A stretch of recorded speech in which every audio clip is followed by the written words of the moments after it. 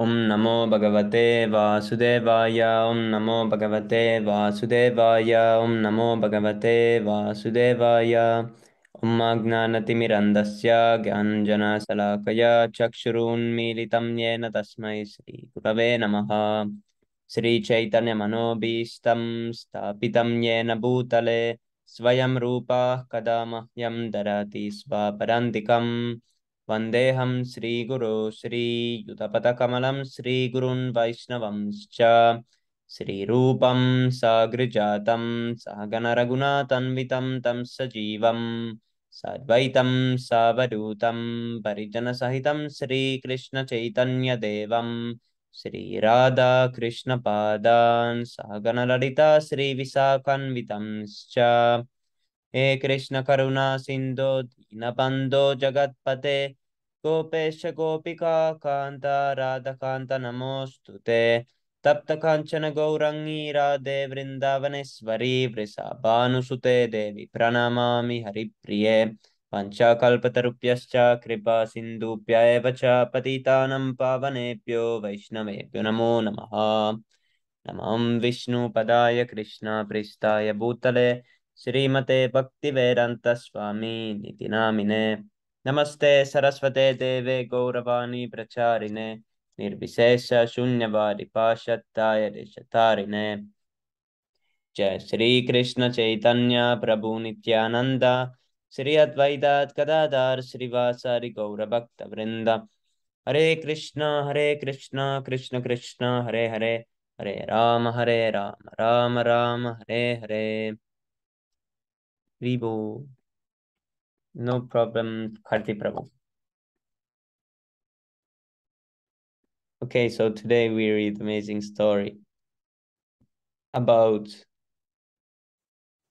killing not only one but two demons at once in the same chapter. Haribo.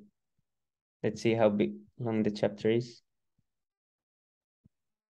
How much is 12? Maybe we can read about three demons being killed. Yeah. Haribo.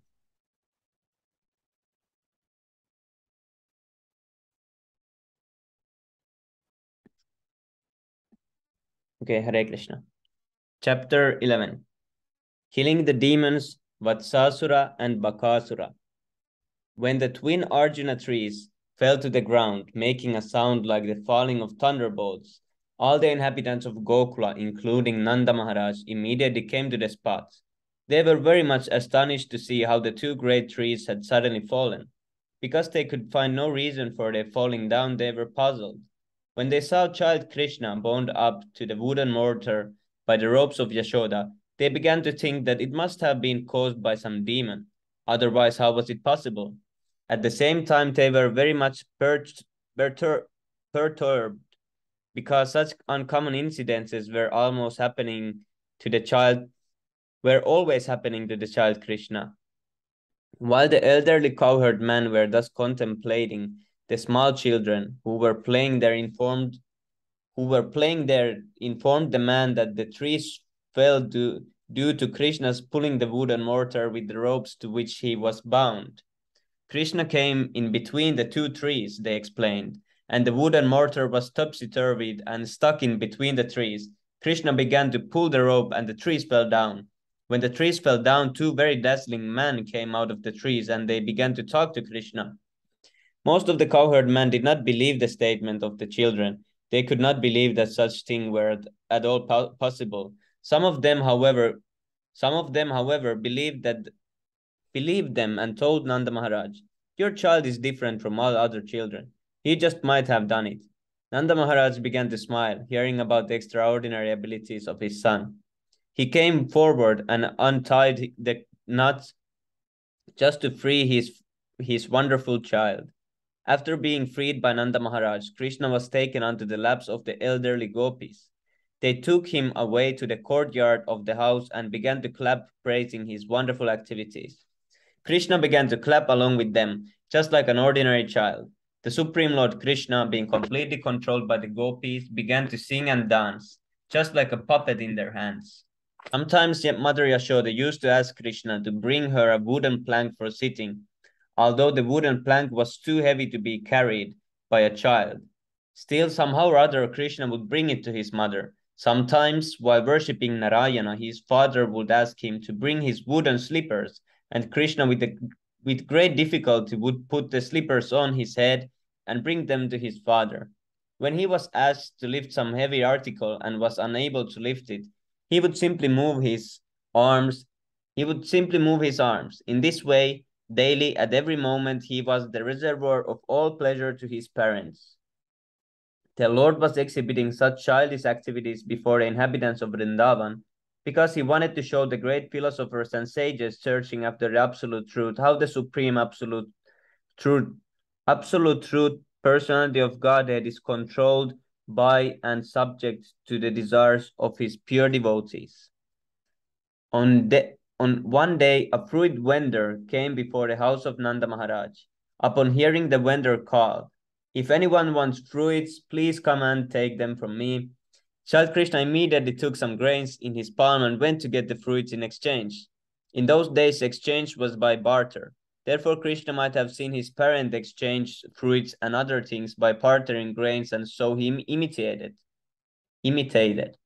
But his palms were very small, and he was not very careful to hold them tight, so he was dropping the grains. The vendor who came to sell fruit saw this and was very much captivated by the beauty of the Lord. So he immediately accepted whatever few grains were left in his palms and filled his hands with fruits. In this meantime, the vendor saw that his whole basket of fruit had become filled with jewels. The Lord is the bestower of all benediction. If someone gives something to the Lord, he is not the loser. He is the gainer by a million times. One day, Lord Krishna, the liberator of the twin Arjuna trees, was playing with Balarama and the other children on the bank of the Yamuna. And because it was already late in the morning, Rohini, the mother of Balaram, went to call them back home. But Balaram and Krishna were so engrossed in playing with their friends that they did not wish to come back. They just engaged themselves in playing more and more. When Rohini was unable to take them back home, she went home and sent Mother Yashoda to call them again. Mother Yashoda was so affectionate towards her son that as soon as she came out to call him back home, her breast filled up with milk. She loudly cried, "My dear child, please come back home. Your time for lunch is already past." She then said, "My dear Krishna, oh my dear lotus-eyed child, please come and suck my breast. You have played enough. You must be very hungry, my dear little child. You must be tired from playing for so long." She also addressed Balaram thus, "My dear, the glory of your family, please come back with your younger brother Krishna immediately. You have been engaged in playing since morning and must be very tired. Please come back and take your lunch at home. Your father Nandaraj is waiting for you. He has to eat, so you must come back so that he can eat." As soon as Krishna and Balaram heard that Nanda Maharaj was waiting for them and could not take his food in their absence, they started to return. Their other playmates complained, "Krishna is leaving us just at the point when our playing is at the summit. Next time we shall not allow him to leave." Hare Krishna. Okay, Prabhu, you can continue. Here you go. His playmates then threatened not to allow him to play with them again. Krishna became afraid, and instead of going back home, he went back again to play with the boys. At that time, Mother Yashoda scolded the children and told Krishna, "My dear Krishna, do you think that you are a street boy and have no home? Please go back to your home. See that your body is becoming very dirty from playing since early morning. Now you come home and take your bath. Besides today, your birthday is your birthday ceremony. Therefore, you should come back home and give the cows charity. It gives the give cows in charity to the brahmanas. Don't you see that how your playmates are decorated with ornaments by their mothers? You should also be cleansed and decorated with nice dress and ornaments. Please, therefore, come back and take your take your bath, dress yourself nicely, and then again you may go on playing. In this way, Mother Yashoda called back the Lord and Balarama, who were worshipable by the great demigods like Lord Brahman and Lord Shiva. She was thinking of them as her children. When Mother Yashoda's children, Krishna and Balarama, came home, she bathed them very nicely and dressed them with ornaments. She called for the brahmanas, and through her children, she gave many cows in charity for the occasion of Krishna's birthday. In this way, she performed the birthday ceremony of Krishna home. After this incident, all the elderly members of the cowherd men assembled together, and Nanda Maharaj presided. They began to consult amongst themselves how to stop the great disturbances in the Madhava on the account of the demon. In this meeting, Upanda, the brother of Nanda Maharaj, was present. He was considered to be learned and experienced, and he was a well-wisher of Krishna and Balarama. He was a leader, and he began to address the meeting as follows: "My dear friends, now we should leave here for another place, because we are continually finding great demons and demons are coming here to disturb the peaceful situation they are especially attempting to kill the small children. Just consider Putana and Krishna. It was simply by the grace of Lord Hari that Krishna was saved from the hands of such great demons. Next, the whirlwind demon took Krishna away in the sky, but by the grace of Lord Hari, he was saved, and the demon fell down on a stone slab and died. Very recently, this child was playing between two trees, and the trees fell down violently, and yet there was no injury to the child. So Lord Hari saved him again. Just imagine the calamity of if this child or any other child playing with him were crushed by the fallen trees. Considering all these incidents, we must conclude that this place is no longer safe. Let's leave. We have all been saved from the different calamities by the grace of Lord Hari. Now we should be cautious to leave this place and reside somewhere else, somewhere where we can live peacefully. I think that we should go to the forest known as Vrindavana, where just now there are newly grown plants and herbs. It is very suitable for the pasturing grounds for our cows, and our families, the gopis with children, can very peacefully live there. Near Vrindavana, there is a Govardhan Hill, which is very beautiful, and there is a newly grown grass and fodder for the animals. So there will be no difficulty in living there. I therefore suggest that we start immediately for that beautiful place, as there is no need to waste any more time. Let us prepare for all our carts immediately, and if you like, let us go, keeping all the cows in front. Hare Krishna. Very well. On hearing the statement of Upananda, all the cowherd men immediately agreed. Let us immediately go there. Everyone then loaded all their household furniture and utensils on the cars and prepared to go to the Vrindavan. All the old men of the village, the children and women, were arranged on seats, and the cowherd men equipped themselves with bows and arrows to follow the cars. All the cows and bulls, along with their calves, were placed in the front, and the men surrounded the flocks with their bows and arrows, and began to blow on their horns and bugles. In this way, with tumultuous sound, they started for Vrindavan. And who can describe the damsels of Raja? They were all seated on the carts and were very, very beautifully dressed with ornaments and costly saris. They began to chant the pastimes of child Krishna as usual. Mother Yashoda and Mother Rohini were seated on a separate cart, and Krishna and Balaram were seated on their laps. While Mother Rohini and Yashoda were riding on the cart, they talked to Krishna and Balaram, and feeling the pleasure of such talks, they looked very, very beautiful. In this way, after reaching Vrindavana, where everyone lives eternally, very peacefully and happily, they encircled Vrindavana and kept the cars all together. After seeing the beautiful appearance of Govardhan on the bank of the river Yamuna, they began to construct their places of residence, while those of the same age were walking together and children were talking with their parents, the inhabitants of Vrindavana felt very happy. At this time, Krishna and Balaram were given charge of the calves.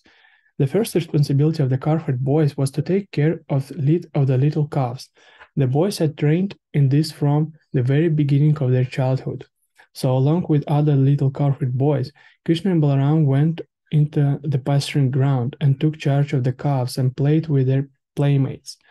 While taking charge of the calves, sometimes the two brothers played on their flutes, and sometimes they played with amalaki fruits and bile fruits, just like small children play with balls. Sometimes they danced and made tinkling sounds with their ankle bells. Sometimes they made themselves into bulls and cows by covering themselves with blankets. Thus Krishna and Balaram played. The two brothers also used to imitate the sounds of bulls and cows and played at ball and play at ball fighting. Sometimes they used to imitate the sounds of various animals and birds. In this way, they enjoyed their childhood pastimes apparently like ordinary minded children. Once, when Krishna and Balaram were playing on the bank of the Yamuna, a demon of the name Vatsasura assumed the shape of a calf and came there intending to kill the brothers. By taking the shape of a calf, the demon could mingle with other calves. Krishna, however, specifically noticed this, and he immediately told Balaram about the entrance of the demon. Both brothers then followed him and sneaked up upon him. Krishna caught hold of the demon cow by the two hind legs and tail, whipped him around very forcibly, and threw him up onto a tree. The demon lost his life and fell down from the top of the tree to the ground. When the demon lay dead on the ground, all the playmates of Krishna congratulated him. Well done, well done. And the demigods in the sky began to shower flowers with great satisfaction. In this way, the maintainers of the complete creation, Krishna and Balaram, used to take care of the calves in the morning every day, and thus they enjoyed their childhood pastimes as cowherd boys in Vrindavan. Haribo. Very nice. Anyone can continue next. Haribo. Prabhu, I'm actually eating, Prabhu, so I'm sorry I cannot read for some. Yes, yes, yes. No problem. All the cowherd boys would daily go to the bank of the river Yamuna to water their cows. Usually, when the cows drank water from the Yamuna, the boys also drank. One day after drinking, when they were sitting on the bank of the river, they saw a huge animal which looked something like a duck and was as big as hill. Its top was as strong as a thunderbolt. When they saw that unusual animal, they became afraid of it. The name of this beast was Bakasura, and he was a friend of Kamsa. He appeared on the scene suddenly and immediately attacked Krishna with his pointed sharp beaks and quickly swallowed him up. When Krishna was thus swallowed, all the boys headed by Balaram became almost breathless, as if they had died.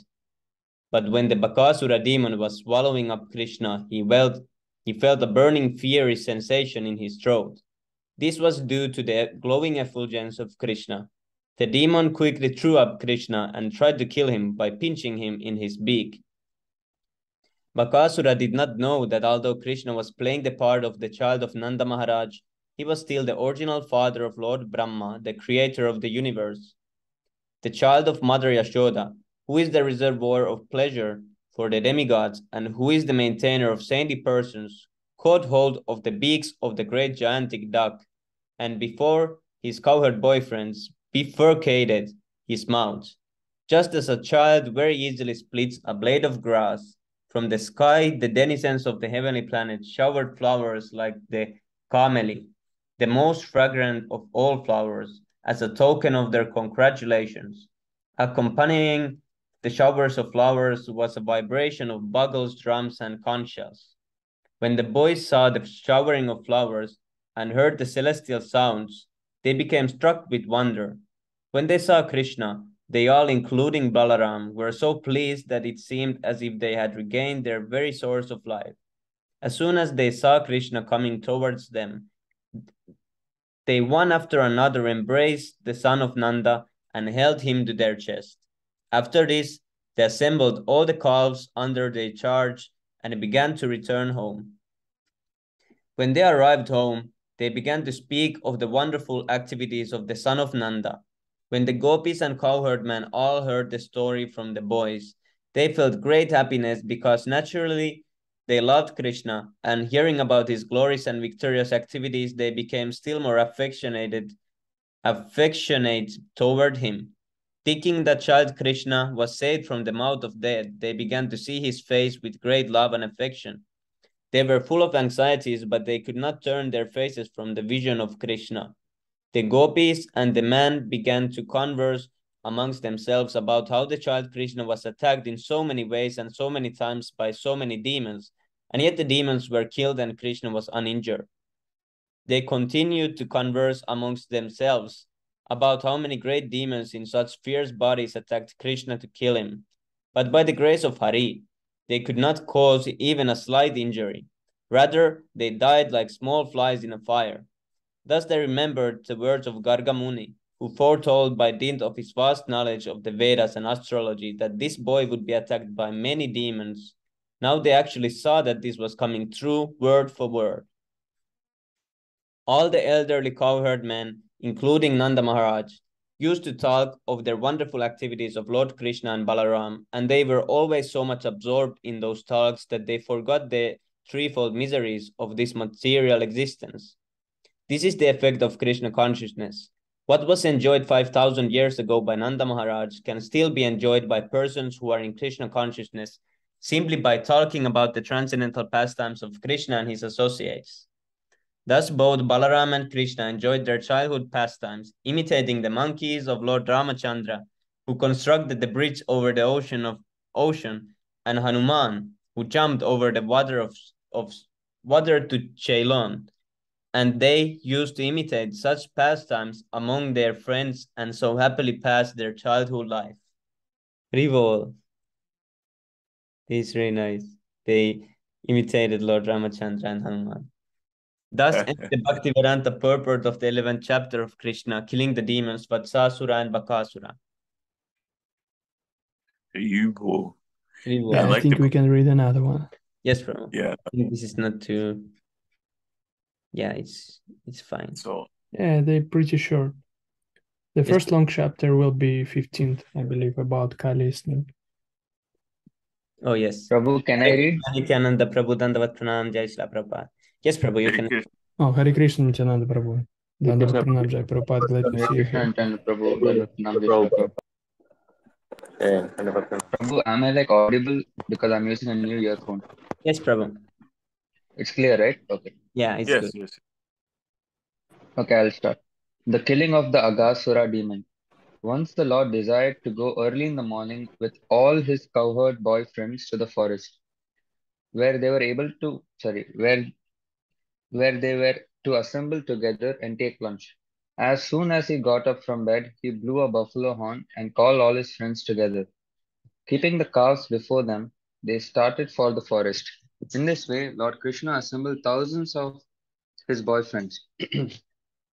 They were each equipped with a stick, flute, and horn, as well as lunch bag, and each of them were taking care of thousands of calves. All the boys appeared very jolly and happy in that excursion. Each and every one of them was attentive for his personal calves. The boys were fully decorated with various kinds of golden ornaments, and out of sporting propensities, they began to pick up flowers, leaves, twigs, peacock feathers, and red clay from different places in the forest, and they began to dress themselves in different ways. While passing through the forest, one boy stole another boy's lunch package and passed it to a third. And when the boy whose lunch package was stolen came to know of it, he tried to take it back, but one threw it to another boy. This sporting This sportive playing went on amongst the boys as childhood pastimes. When Lord Krishna went ahead to a distant place in order to see some specific scenery, the boys behind him tried to run to catch up and be there first to touch him.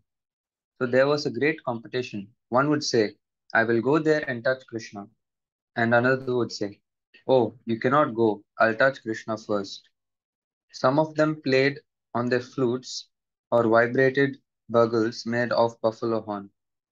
Some of them gladly followed the peacocks and imitated the onomatopoetic sounds of the cuckoo.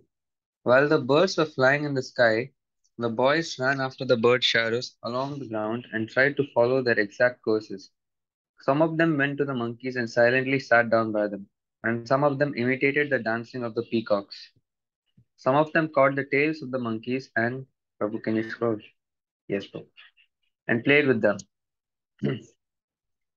And when the monkeys jumped in a tree, the boys also followed. When a monkey showed his face and teeth, a boy imitated and showed his teeth to the monkey.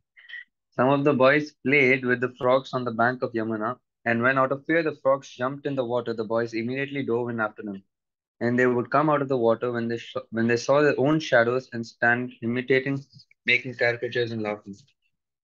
They would also go to an empty well and make loud sounds. And when the echo came back, they would call it ill names and laugh. Hare Krishna.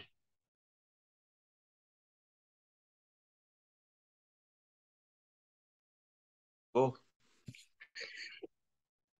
as stated personally by the Supreme Personality of Godhead in Bhagavad Gita, he is realized proportionately by transcendentalists as Brahman, Paramatma, and the Supreme Personality of Godhead. Here in the confirmation of the same statement, Lord Krishna, who awards the impersonalist Brahman realization by his bodily effulgence, also gives pleasure unto the devotees as the Supreme Personality of Godhead. Those who are under the spell of external energy, Maya, take him only as a beautiful child. Yet he gave full transcendental pleasure to the cowherd boys who played with him. Only after accumulating heaps of pious activities, those boys were promoted to the personally associate with the Supreme Personality of Godhead, who can estimate the transcendental fortune of the residents of Vrindavana. They are personally visualizing the Supreme Personality of Godhead face to face. He whom many gopis cannot find, even after undergoing severe austerities, although he is sitting within the heart. This is also confirmed in Brahma Samhita. One may search for Krishna, the Supreme Personality of Godhead, through the pages of the Vedas and Upanishads. But if one is fortunate enough to associate with a devotee, he he can see the Supreme Personality of Godhead face to face. After accumulating pious activities in many pious lives, previous lives, the cowherd boys were seeing Krishna face to face and playing with him as friends. They could not understand that Krishna is the Supreme Personality of Godhead, but they were playing as intimate friends with intense love for him. When Lord Krishna was enjoying his childhood pastimes with his boyfriends, one Agasur demon became very impatient. He was unable to see Krishna playing, so he appeared before the boys and intending to kill them all. Agasura was so dangerous that even denizens of heaven were afraid of him. Although the denizens of heaven drank nectar daily to prolong their lives, they were afraid of this Agasur, and they were wondering when will the demon be killed. The denizens used to drink nectar to become immortal, but actually they were not confident in their immortality. On the other hand, hold on. Can you go back up? On the other hand, the boys who were playing with Krishna had no fear of demons. And they were free of fear. Any material arrangement for protecting oneself from death is always unsure. But if one is in Krishna consciousness, then immortality is confidentially assured. The demon Agasur. Wait, I'll just leave this paragraph for someone else. I don't want to be greedy. The demon Agasura appeared before Krishna and his friends. Agasura happened to be the younger brother of Putana and Bakasura, and he thought, Krishna has killed my brother and sister. Now I shall kill him along with all his friends and calves. Agasura was instigated by Kamsa, so he had come to the determination. Agasura also began to think that when he would offer grains and water in memory of his brother and kill Krishna and all the cowherd boys, then automatically all the inhabitants of Vrindavana would die. Generally, for the householders, the children are the life and breath force. When all the children die, then naturally the parents also die on account of strong affection for them. Agasura, thus deciding to kill all the inhabitants of Vrindavana, expanded himself by the yogic city called Mahima. The demons are generally expert in achieving almost all kinds of mystic powers. In the yoga system, by the perfection called Mahima city, one can expand himself as he desires. The demon Agasura expanded himself up to 8 miles and assumed the shape of a very fat serpent. Having attended this wonderful body, he stretched his mouth open, just like a mountain cave, desiring to swallow all the boys at once, including Krishna and Balaram. He sat on the path. The demon, in the shape of a big fat serpent, expanded his lips from land to sky. His lower lip was touching the ground, and his upper lip was touching the clouds. His jaws appeared like a big mountain cave, without limitation, and his teeth appeared just like mountain summits. His tongue appeared to be a broad traffic way, and he was breathing just like a hurricane. The fire of his eyes was blazing. At first, the boys thought that the demon was a statue, but after examining it, they saw that it was more like a big serpent laying down on the road and widening his mouth. The boys began to talk amongst themselves.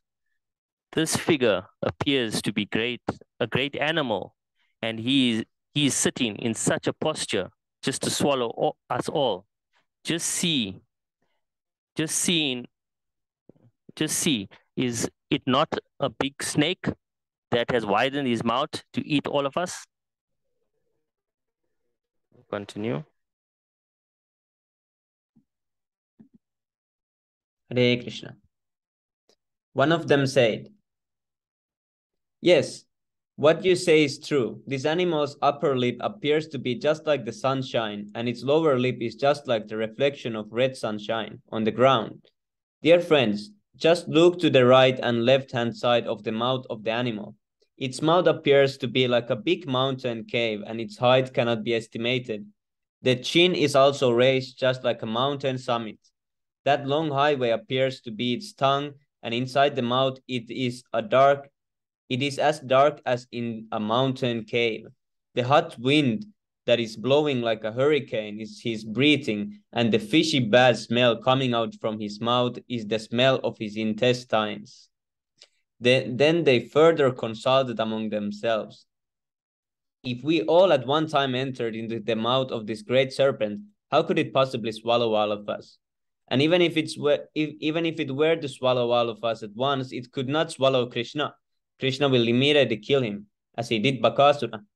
Talking in this way, all the boys looked at the beautiful lotus-like face of Krishna, and they began to clap and smile, and so they marched forward and entered the mouth of the gigantic serpent.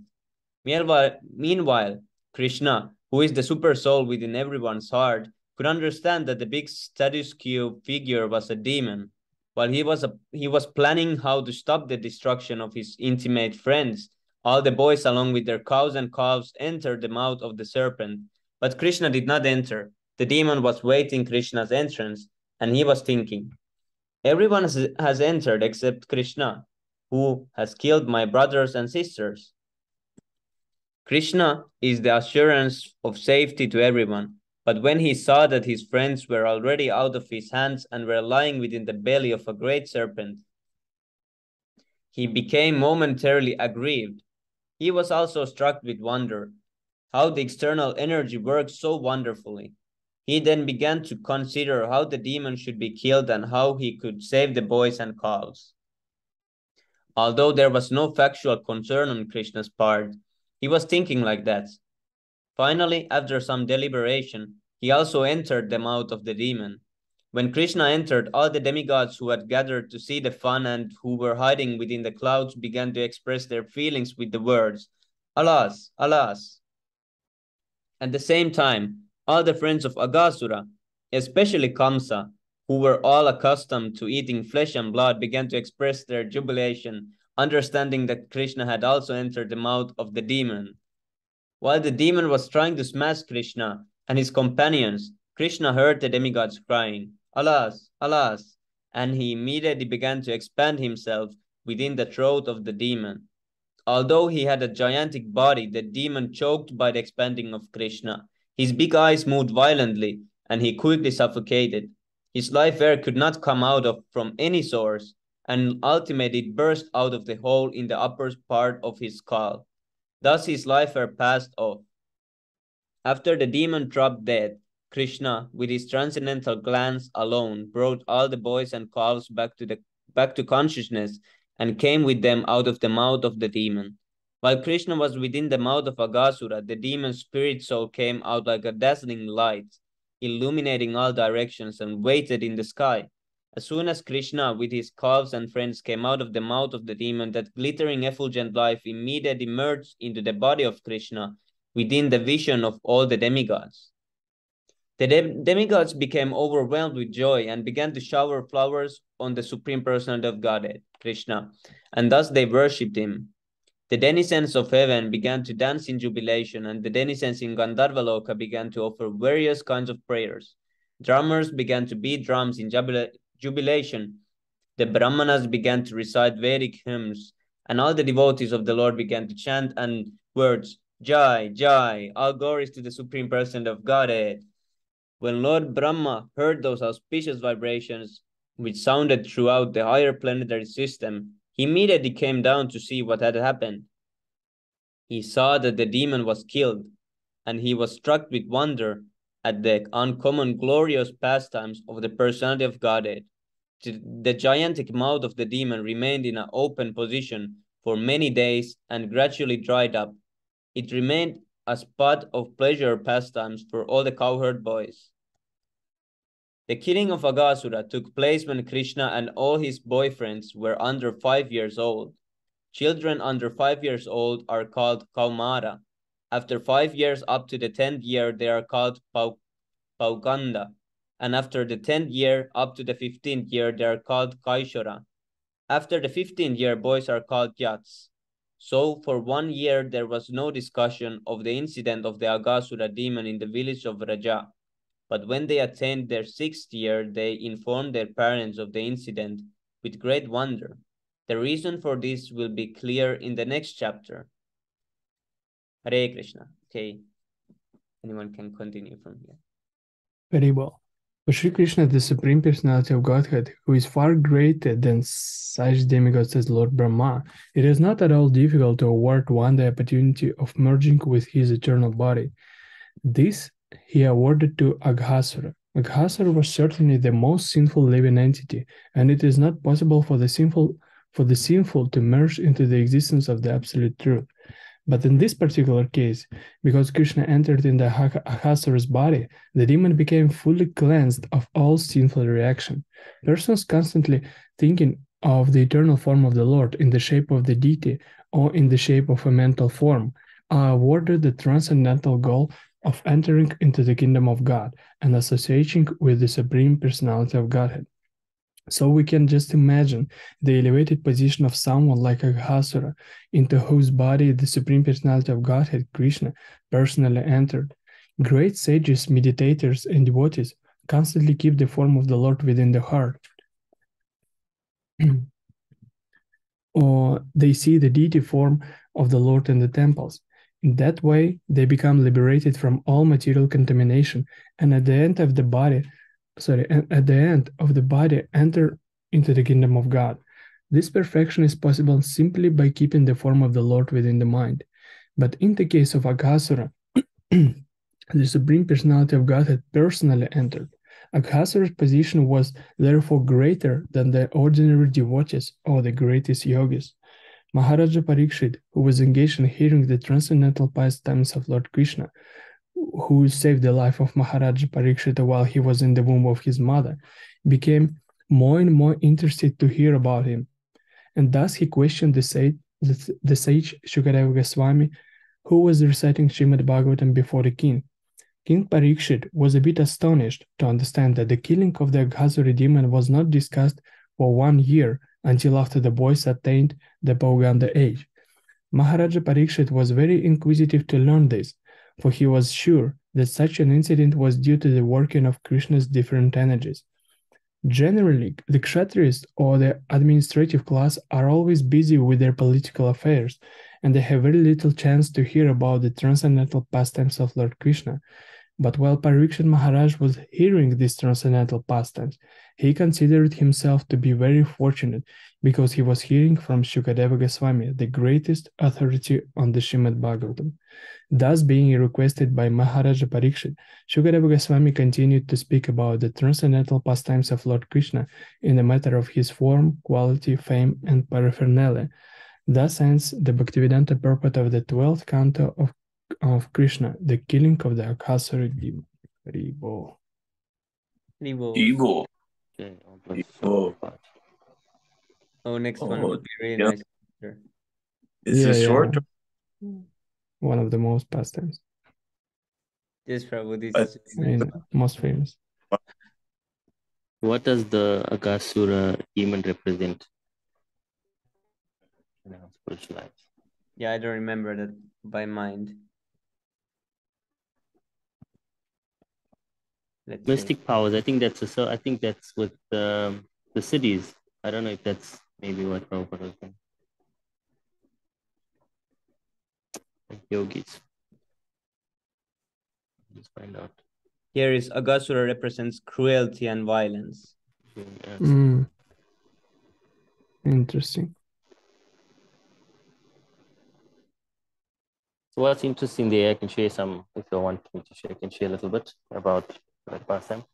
Yes, So how the cowherd boys in Vrindavan, so with their lunch bags, when you come to Vrindavan, you'll notice when you go to Govardhan or just generally in Vrindavan Dham, the lunch bag, they used to put the jewels and everything inside the lunch bags.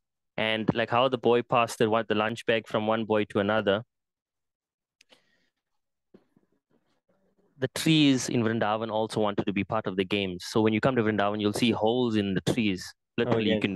you can put your hand in the tree. The tree's still growing. So trees also were being part of that. So the Wow. boys used to put the lunch bags in the trees, and trees should be part of those games. Yes, Prabhu. So Right. That's it's amazing very stuff. interesting. I never heard of it. Yeah. Yes, Prabhu. All the priest Kargamuni. Oh, I think these are upcoming pictures. Yeah.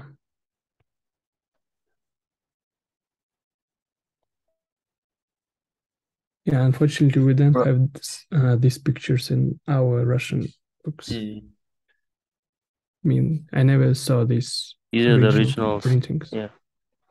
Yeah.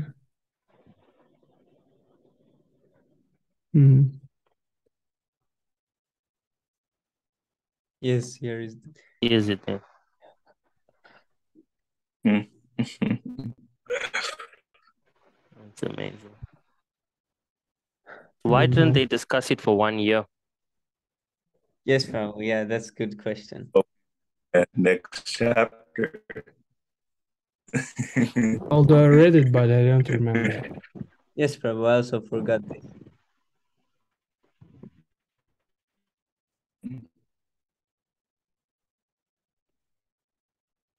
Look at the faces of the demigods. Yeah. Allah, Salah.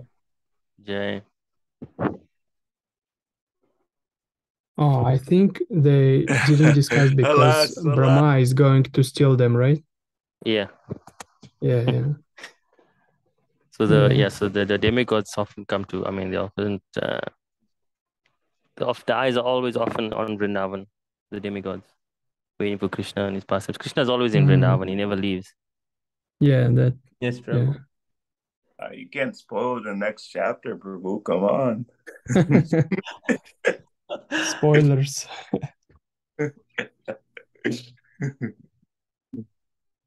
Yeah. Yeah, it's not too long. But 14 seems long. Oh, 14. Yeah. Yeah, 14 is a really long one. Yeah, about What is it Kali. about? Let's see. I believe the 15th chapter is about Kali snake. Kali. And it's a bit long. Oh, these prayers offered to Lord Brahma, to Lord Krishna. It's the long one. Yeah. Yeah, that's a really nice one. And Lord Brahma becomes a little bit humble. Yeah.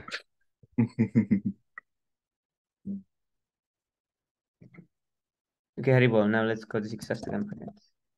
Haribol. Haribol. No, not this one. Manu Prabhu, by the way, what time for you is Brahma Muhurta? Brahma Muhurta, it's around like 4. Like in India, right? It changes because a little bit.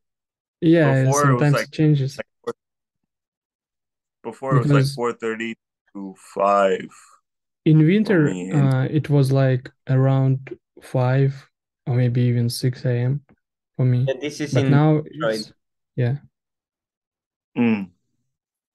that's good that it's stable. That's a good one. It's easier to wake up. Yeah, Dimitri Prabhu has crazy time right now. It's yeah, like I mean, not only me, right? You also have the same time. But yours is more extreme. What is the place name? Let's search it. My city? Yeah, which one is? No, not. I can type. 1 sec. Okay, let's see. Oh, Krishna, yeah, I'm realizing now, since my Brahma Muhurta is like around like 4:50, it ends at 4. Then that means I have to do my For me, it starts at 2:10 a.m. and ends about 3 o'clock. Okay, so I have to do. Okay, let's find something near it. Anyway, my city is unknown. Yeah, it's unknown. Some abandoned place. Yeah, I mean, you can just pick. I mean, you can choose Moscow instead. It doesn't matter. It's not a big deal. Moscow. Yeah, I was surprised that it is more early than us, because you don't change the time forward. No, you see, 4:12, almost the same. Yeah, here is for 3. What about Brahma? Yeah. Oh, see, in Moscow, for me, it's 1 hour less. 2:10 a.m. Yes, Prabhu. It's at 2 a.m. for Prabhu. Yes. Bhagaran Prabhu said it's a great loss if you don't wake up at Brahma Muhurta. So I was thinking, need to figure out something. Whole summer we are losing all the days. Yes. Yeah, it was pretty much easier to wake up in winter, as I said. Yeah. Yeah, because Brahma Muhurta was about 5 a.m. So yeah, sometimes it goes even to with us it goes even to the 7 a.m. Brahma Muhurta is 7 a.m. That's the most Yeah, yes. Yeah. Yes, you can chant your rounds before even Brahma Muhurta starts. Yeah. Yes, Prabhu. And most of the year is like that. Yes. But yeah, that always feels like cheating. It feels like this is not the real Brahma Muhurta, but then I'm like, but Prahlad Prabhu always laughs at this thing. He always says this is like inhuman. This is not like for humans. It's impossible, he says. He's like great austerity, but he says like try to get out of that place, like in the closer to the middle of of the planet, like Middle Europe. Okay, now let's read it. Sixastakam prayers. Haribo. Cheto darpanamarjanam bhavamahadavagni nirvapanam shreyah kairava chandrika vitaranam vidyavadu jivanam anandam buddhivartanam pratipadam purnamritasvadanam sarvatma snapanam param vijayate Sri Krishna Sankirtanam. Namna Makari Bahuda Nitisava Saktis Dakta Pitani Niyamitas Mane Nakalaha Ita Dishita Kipa Bhagava Mama Pitur Deva Miti Samiha Janhina Тринадапи Суничана, Тарорапи Сахишна, Аманина, Манадена, Киртания, Хасада, Харихим. Haribo, Karti Prabhu. Karti Prabhu.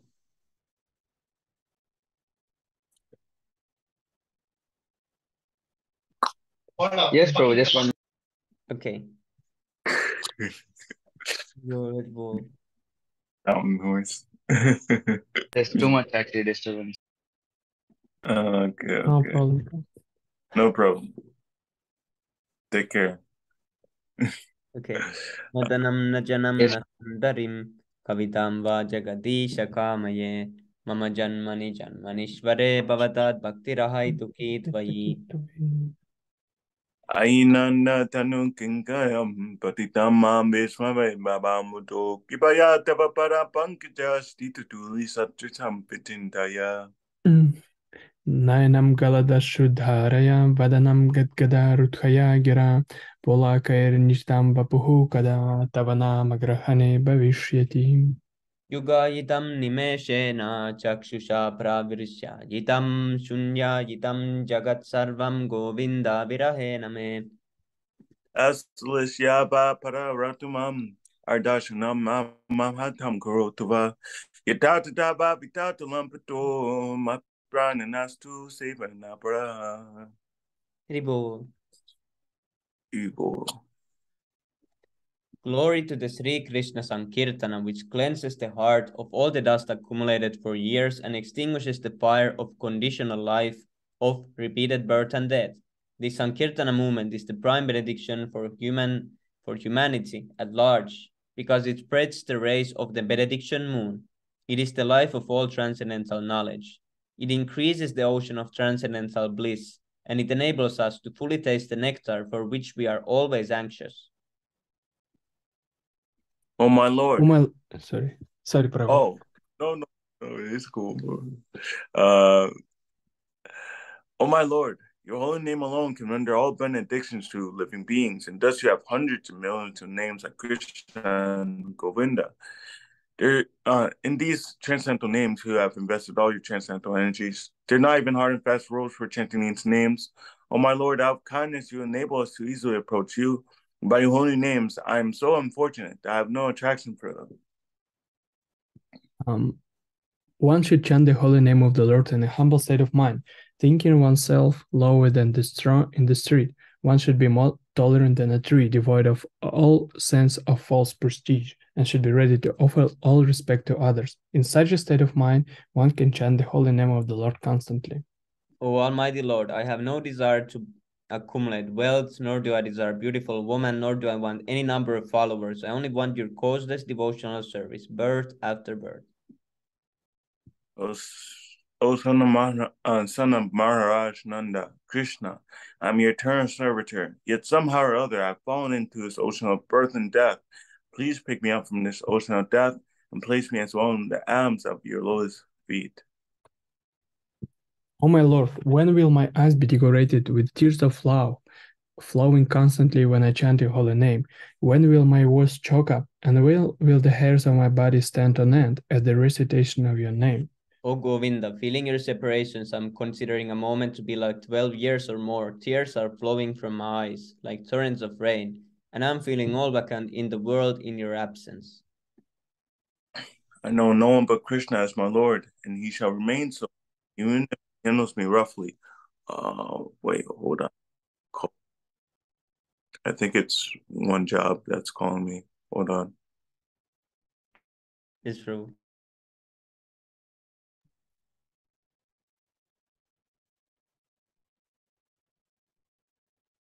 Very bold.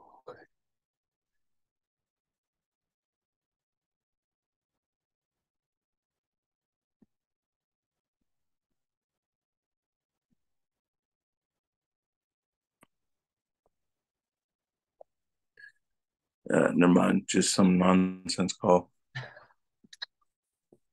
Okay. I know no one but Krishna as my Lord. He shall remain so even if he handles me roughly by his embrace or makes me brokenhearted by not being present before me. He shall he is completely free to do anything and everything, for he is always my worshipable Lord unconditionally. Haribo, Sri Sri Krishna ki jai. Krishna Jai. ki jai.